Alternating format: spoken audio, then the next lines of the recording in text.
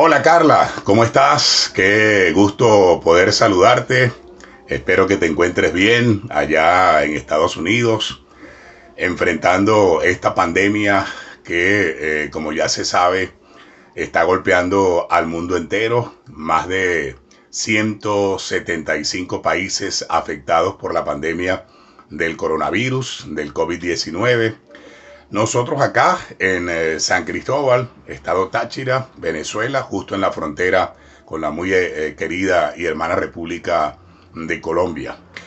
Te comento rápidamente para que veas cómo estamos acá en la frontera. Como ya tú bien lo sabes, y el país lo sabe y el mundo lo sabe, la frontera entre Colombia y Venezuela está cerrada.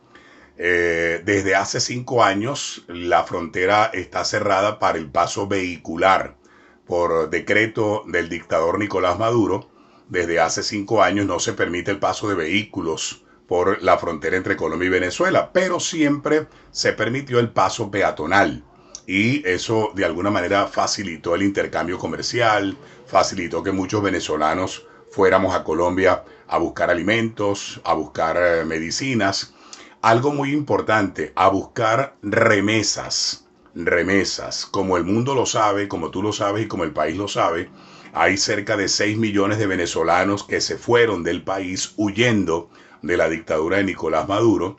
Y de esos casi 6 millones de venezolanos, el 75-80% de ellos le estaba colocando remesas a sus familias acá en Venezuela. Pero el 90% de esas remesas económicas estaban llegando a través de las oficinas de Western Union ubicadas en Cúcuta, en Colombia. Y una gran cantidad de venezolanos estaba viniendo a la frontera, iba a Cúcuta, retiraba la remesa, aprovechaba para hacer mercado, para comprar alimentos, para comprar medicamentos y con eso volvía a su casa en Caracas, en Maracay, en Puerto La Cruz, en Barquisimeto, en San Felipe o en cualquier otra ciudad del país.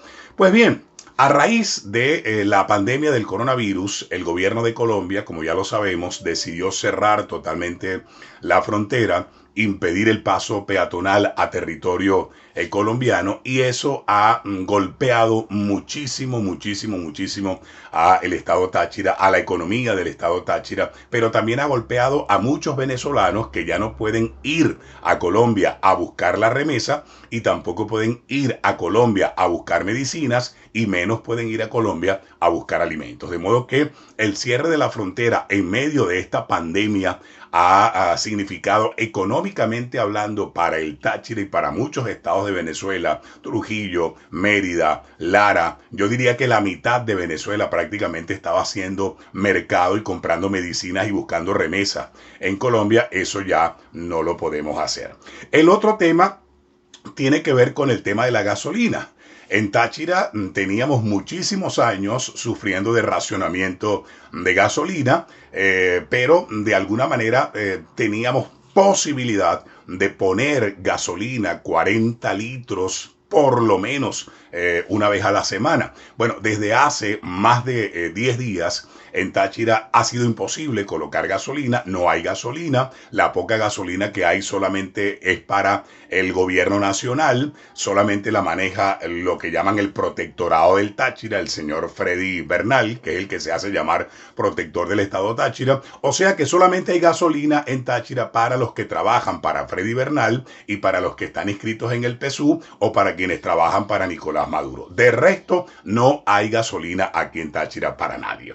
De modo que la situación en Táchira no solamente es de cuarentena, que estamos guardando porque nos queremos proteger y le hacemos el llamado a todos los tachirenses para que se mantengan en la cuarentena, para que no se expongan en todo caso a ser contagiados de este virus tan peligroso como lo es el coronavirus, el COVID-19, que produce la enfermedad del COVID-19, sino que ahora no solamente tenemos racionamiento de gasolina, también tenemos racionamiento eléctrico, tenemos racionamiento de gas doméstico.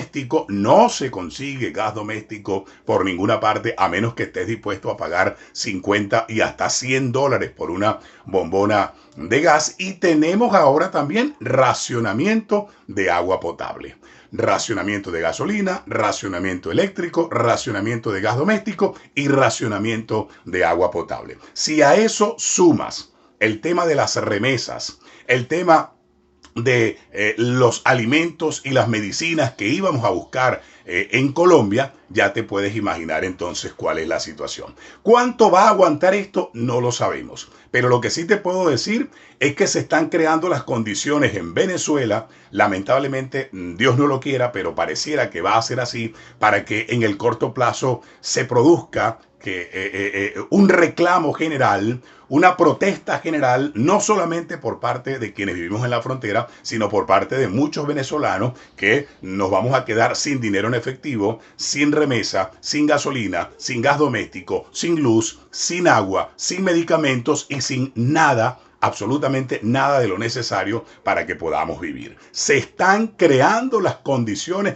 lamentablemente, para esto. El gobierno lo sabe. Por eso han soltado a los militares a la calle y a la policía, metiéndole miedo a la gente, asustando a la gente, metiendo presa a la gente que no acata la cuarentena, porque el gobierno lo que quiere es simplemente impedir a toda costa que en Venezuela se pueda producir un estallido social, una protesta social, producto de todas estas cosas que te estoy comentando. Y lamentablemente, debo terminar con esto, del lado de la oposición no vemos claridad.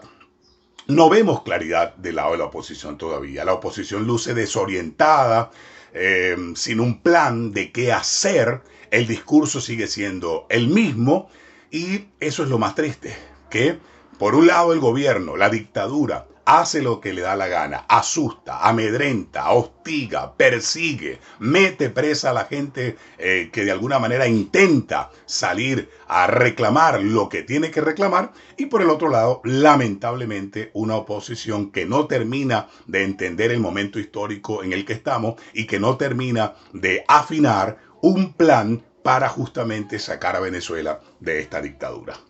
Esto es lo que tengo para ti, Carla. Te dejo y espero que sigas bien y te mando un gran abrazo. Chao.